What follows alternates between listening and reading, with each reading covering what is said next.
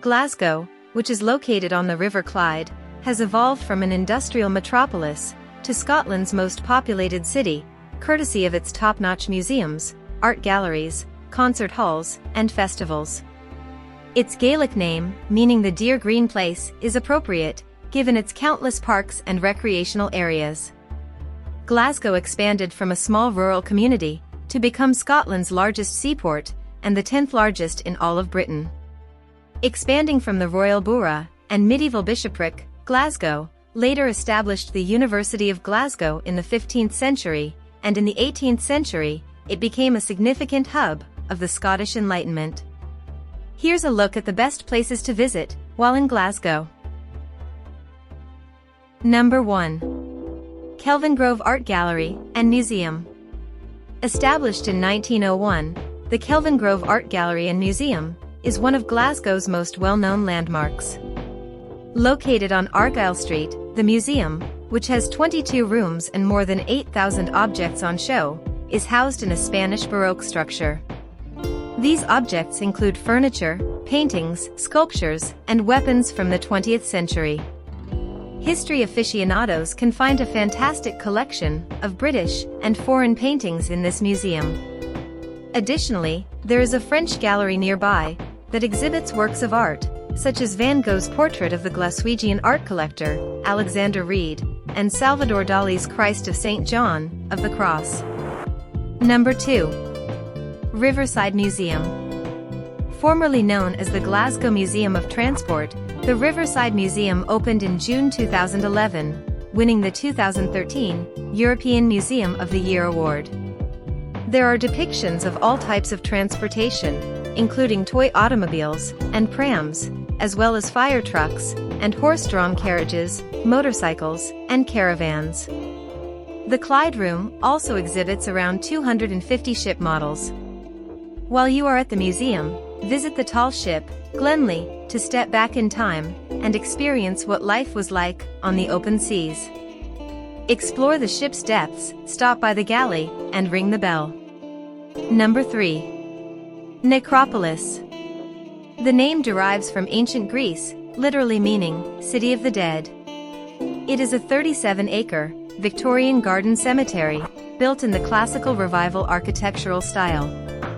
The Merchants' House of Glasgow founded the necropolis in 1831. There are thought to have been 50,000 graves here, with about 3,500 tombs, in addition to sculptures and structures made by artisans from Glasgow. Number 4. The Lighthouse. The Lighthouse, Scotland's Centre for Design and Architecture, is a visitor centre, exhibition space and events venue, situated in the heart of Glasgow.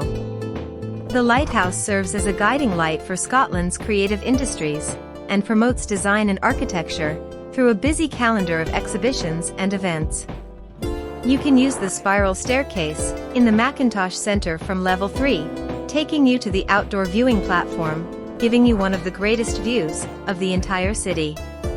Number 5. Glasgow Science Centre. The Glasgow Science Centre is a must-see attraction for families seeking a fun way to spend time together. This attraction is situated in the waterfront area and is housed in a suitably distinctive titanium-clad building that is shaped like a ship's hull. It offers spectacular views of the surrounding city and is said to be the tallest freely rotating building in the world. Among the highlights are innovations in general science and modern technology. Additionally, there are various stations set up like laboratories where kids can conduct some scientific experiments. The planetarium, an IMAX cinema, and a science theater are all worth a visit. Number 6. Glasgow Cathedral. The oldest structure in Glasgow and the largest house of worship in Scotland, Glasgow Cathedral was constructed in the 12th century. Its past reveals various Christian identities. The cathedral is dedicated to Saint Mungo, a Celtic missionary to Scotland, who lived in the 6th century, and whose grave was once a popular pilgrimage site. His tomb is located in the center of the building's lower church. Number 7. Glasgow Botanic Gardens. The West End of Glasgow is home to Glasgow Botanic Gardens. It has multiple glasshouses, the most renowned being the Kibble Palace. The Kibble Palace was first utilized as an exhibition and performance venue, before being used for growing plants, starting in the 1880s. Built in 1873, it is one of Britain's largest glasshouses, and home to a collection of rare orchids. The main plant group is the collection of New Zealand and Australian tree ferns, some of which have lived here for 120 years. Number 8. Ashton Lane. With those recognizable fairy lights suspended above you, Glasgow's West End's adorable cobbled lane is pretty magical. Even though it is only a short street, you can access it from either Byres Road or University Avenue. There are plenty of things to do here, from drinking beers to taking in street art. Since 1971, Glasgow's ubiquitous chip restaurant has been a favorite among foodies. On their lovely rooftop, you can eat traditional Scottish dishes, like venison haggis and Shetland mussels. Number 9. Bothwell Castle. Bothwell Castle is located about 10 miles southeast of Glasgow, in between Bothwell and Uddingston. The Clan Murray's forefathers started building the fortress in the 13th century to protect a strategic Clyde crossing. Bothwell, which changed hands numerous times, was crucial to Scotland's efforts for independence. Although the enormous cylindrical tower was constructed in the 13th century, it was severely damaged during several sieges before the rest of the castle was finished. The castle was further enlarged in the early 15th century. Number 10. Glasgow Green. Established in the 15th century, Glasgow Green, by far the city's oldest park, is conveniently located in the city's center. The People's Palace, which was founded in 1898, is one of the park's most prominent features, and is a museum that chronicles Glasgow's history from 1750 to the present day. Number 11. Pollock House and Country Park.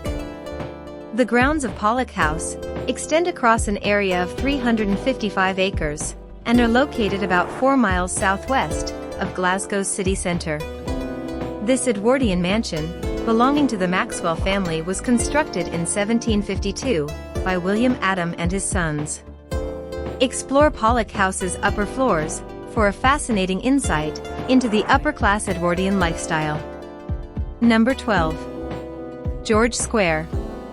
Initially laid out in 1781 and named after King George III, George Square lies at the heart of Glasgow's historic Victorian city centre. The square is decorated with 12 statues of notable historical figures connected to the city, including Sir Walter Scott, Sir Robert Peel, and Queen Victoria. This is the city's main square, and is a beautiful one indeed. From here, a lot of tourists begin their walking tour. This is a must-see when visiting Glasgow. Number 13. The Gallery of Modern Art.